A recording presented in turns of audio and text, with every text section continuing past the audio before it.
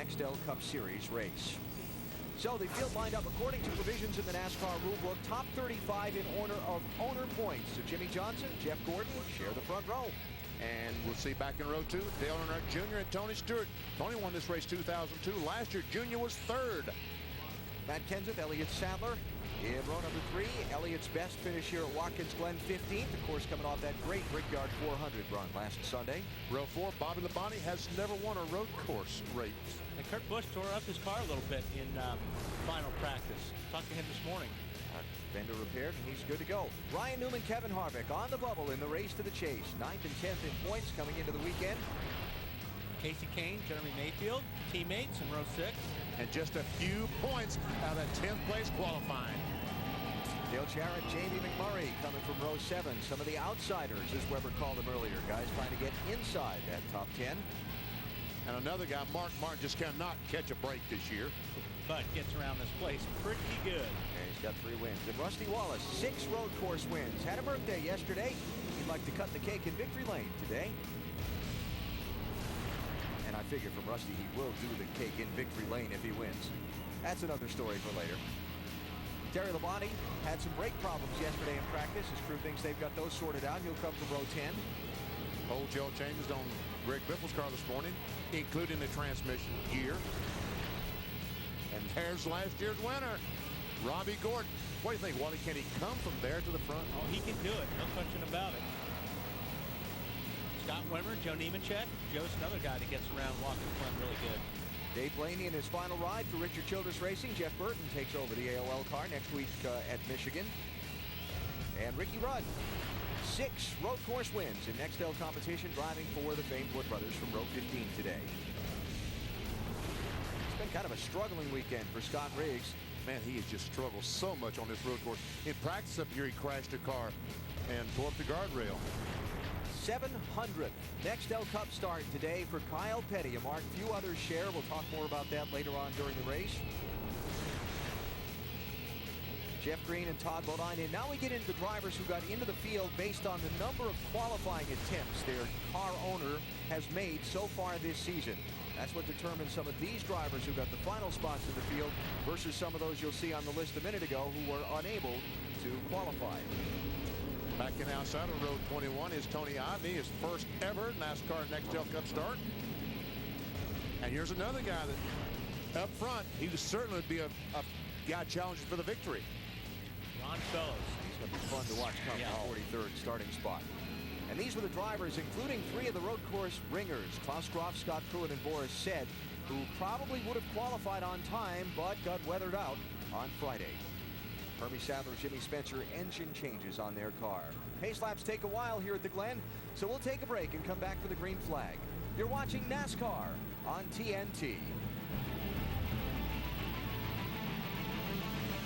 August 9th, 1986 was the first NASCAR then Winston Cup race of the modern era here at Watkins Glen. They had raced here previously in 1957 and then in the mid-1960s. Now this track ringed with fans today, all on their feet waiting to see their modern day NASCAR drivers take on the famed road course, and the green flag is up. We're underway.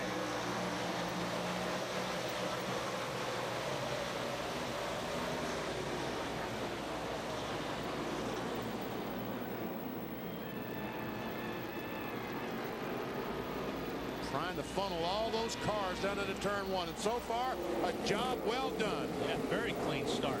Unusual here. Last year, Jeff Gordon got booted off the front row in that very first corner. Went from the pole to 42nd on lap 1. They made it this time. These are the S's.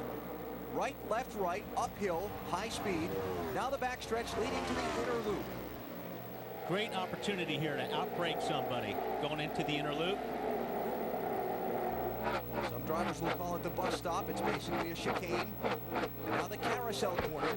Oh, goodness, how long will that camera will not be there long, I don't believe. Right one. Off the carousel, a long sweeping right-hander, now down the 3rd and final straightaway to corners 6 and 7. And Jimmy Johnson, the 48 car, he wants to get back to the start-finish line. He wants to lead this first lap, get those 5 bonus points. After that, as he said, he's going to settle in and go to school. Watch the master, Jeff Gordon.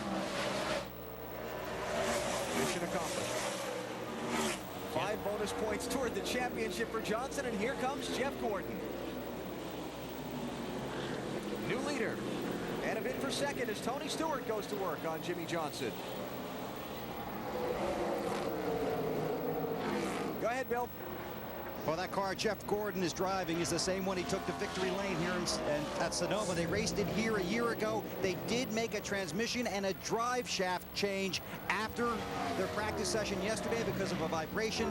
Him starting on the front row is like giving Tiger Woods 10 strokes and trying to beat him. Dave? Bill, it's already been mentioned how important it was for Jimmy Johnson to lead that lap. 5 bonus points for leading a lap in Nextel Cup competition. He got that. But also, he's never led in a road course before. That's another important feather in his cap. And they radioed to him, okay, now settle in, get your rhythm, and after he got past, follow those guys. Here we go, Tony Stewart. He's trying to deny Jeff Gordon those 5 bonus points. A great move by Tony Stewart to take the lead. That was a great move. Jeff Gordon did not lead at the start-finish line last lap. He will not this lap. Tony Stewart, the 2002 winner, leads lap 2. Single file through the first 6. Single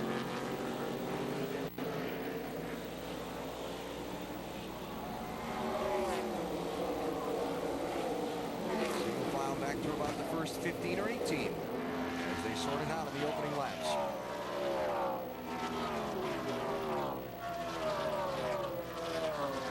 See Mark Martin there running in 15th coming through. There's Robbie Thornton running in 20th.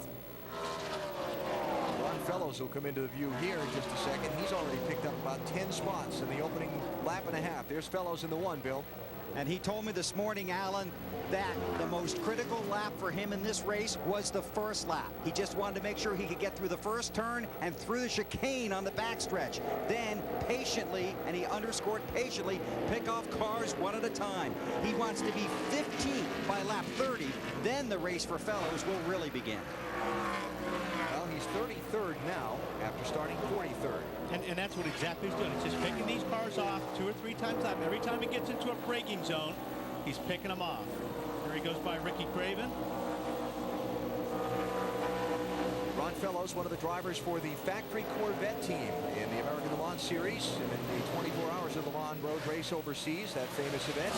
He is 4 for 6 this season in wins on that series. And we got one with some fender damage. It's Jimmy Spencer. They changed. Looks like he's got an engine problem, and they changed engines in that car this morning. And looks like something is going to miss with that one. I thought I saw fire under the bottom of that car. Yeah, he's got some damage on the right side, right rear of the car. It looks like it's crashed to the garage. Check out what might have happened to Jimmy behind the wall in the opening laps. That's in the carousel. When he blows up, somebody's going to run in the back of him. Yeah, that's exactly what happened. Kyle Petty. So Spencer not known for his enjoyment level of road racing. No, he's very happy right now. Well, Scott Wimmer's got troubles. 22 car. Lost power. Looks like the car is back up to speed now. Looks like he got the car in neutral or something, and can't imagine what happened. I'll bet we can find out. We have place. Oh, there we go. Spun around, getting into the inner loop. So those 2 words we're going to hear a lot today when things happen, probably played there. Wheel hop. Yeah. Wheel.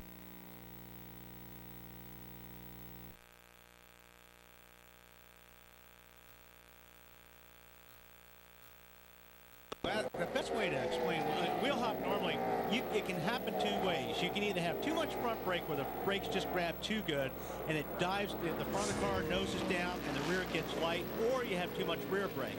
What happens is when you get down the corner, it's just like having 2 pogo sticks in the rear for shocks. The car just starts bouncing. And when it starts bouncing and you're trying to slow the car down, it's pretty terrifying. The uncomfortable sound when you hear those back tires shattering. Hey, Dave, how about the 20 car? What's they saying about Tony Stewart? You know, BP, a couple things that Matt alluded to when he talked to Tony early on, I want to get back to. Two things that make Tony very excited about competing in his Nextel Cup car. One is competing. The second one is competing. On here Friday night at Watkins Glen, he ran a sports car to an 8th place finish in the dark here with the lights of the sports car. It was a pretty good race for him, although he had a flat tire putting it back to 8th. And then last night, as he mentioned, his driver in the World of Outlaws Sirius. Goodbye, Dave. See you, Dave. The tech team to Dave Burns, please. I'll finish the thought, though. Tony Stewart's team that he owns in the World of Outlaws series, Danny Lasowski, won their version of the Daytona 500 last night, the Knoxville Nationals. 4th time that the dude has won the race. Congratulations to him. Let's see if we can hear Matt through his whole report. What do you say, Matt? The 4th car in line, the Budweiser Chevy, Dale Earnhardt Jr. In fact, he and Tony Stewart nearly won the 24 Hours of Daytona. Came within 20. Bye, Matt. Bye, Matt. Looks like it's just us, guys. Okay, we'll send the pit boys in for pit stop, and we'll take a break. Tony Stewart is the 2nd leader. Oh, wait a minute. There's the gravel traps. Dale Jarrett, one of the outsiders, trying to get into the top 10. That's not what he needed. Oh, man, exactly what we said could not happen. Getting stuck in the gravel trap.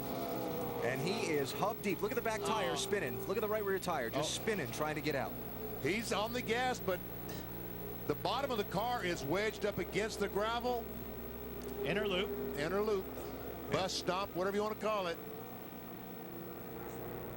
And frustrated. And he'll lose a lap, at least a lap.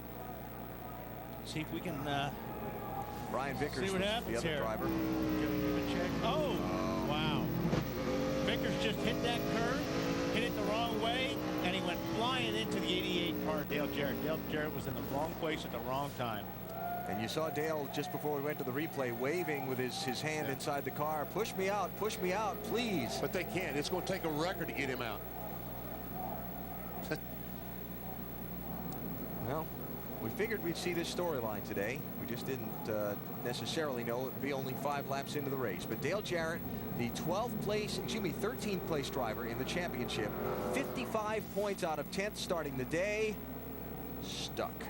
Oh, man.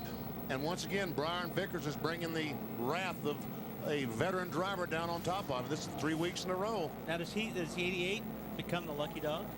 There are no lucky dogs on a road that's course. Right. That's right. They don't use that rule at the road courses. So once you go a lap down, it's almost impossible to get it back. And the other thing is, they only allow single file restarts on the road course, so you can't even double up if you're the lap car. You get a lap down here, you got problems. Yeah, you've got a long way to go. And here comes the field behind the pace truck to where Dale Jarrett's car still sits. And you are about to see him be put a lap down. They'll skip the inner loop so the rescue workers can do their thing there. Yeah, just skipping on, let him go. And a lap down for Dale Jarrett and Brian Vickers. And DJ had a big week coming up. He was going to look forward. He's a co-chairman of the Greater Hickory Classic this week, the seniors golf tournament at Hickory, and big week. And guess what? I'll probably beat him this week. Well, we won't go left. So, early troubles for one of the drivers in the race to the chase. That man, got to make him mad. Got to make him mad, especially since it wasn't your fault. Somebody else did it. I can't see anybody pitting here. Can you, BP? No. Maybe some of the guys in the back of the field to top off the fuel, like Wally said, but I can't see any of the leaders stopping here. No. Too early. Too early. So let's take our break here. We'll come back and recap anyone who does stop and figure out where Dale Jarrett and Brian Vickers end up. But Jarrett, the first victim of the gravel trap at the inner loop here at Watkins Glen.